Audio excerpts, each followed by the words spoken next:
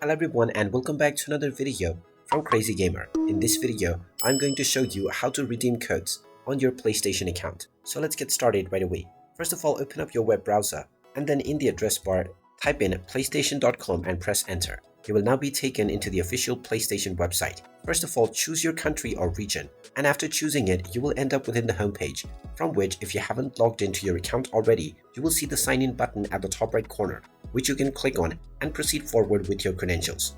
Once you are logged in and taken into the homepage, if you wish to redeem a code for any game or reward within your PlayStation account, click on the account icon at the top right corner and then click on Redeem Code. This will now open up the Redeem Code menu. You will just need to enter your voucher code within the given box. Just type in your voucher code and then click on the Continue button and the code will be applied and the reward will be added onto your PlayStation account right away. You can redeem as many number of codes without any limit using this method on your PlayStation account. And there you have it. That is how easy it is to redeem your codes on PlayStation account. If you find this video helpful, make sure you hit that like button and subscribe to our channel if you haven't done so already. Also ring that notification bell to never miss another update from us.